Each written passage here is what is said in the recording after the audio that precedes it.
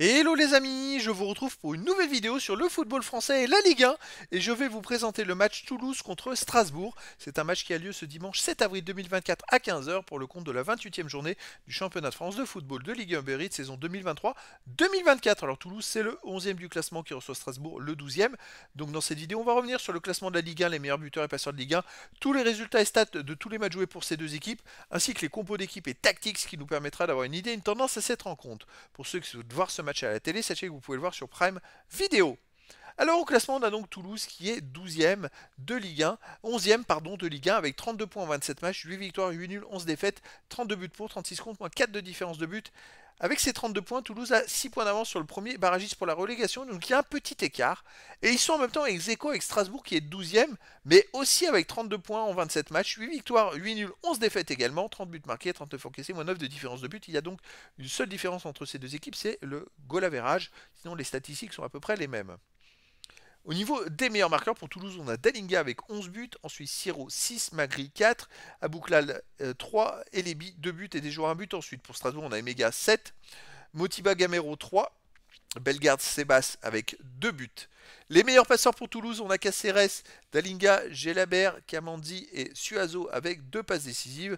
Et pour Strasbourg, on a Angelo et Bakou avec 3 passes, Bellegarde, Delaine avec 2 passes et des joueurs 1 passe. Ensuite, les résultats, toutes compétitions confondues, depuis le début de la saison, Toulouse c'est 43 matchs joués, 14 victoires, 13 nuls, 16 défaites, 54 buts marqués, 62 buts encaissés, moins 8 de différence de but. Bon, c'est une équipe qui a joué la Coupe d'Europe, qui s'est plutôt bien comportée d'ailleurs en Coupe d'Europe et qui est capable de faire des performances où ils ont, par exemple, ils ont battu 3-2 Liverpool à domicile. Donc, quand il y a des matchs en jeu, ils sont capables de faire des choses. C'est vrai que là, ils restent sur une belle victoire à Clermont 3-0. Avant, ils avaient fait 2 défaites d'affilée. Et avant, ils avaient enchaîné 3 victoires à nul dans les 4 matchs avant.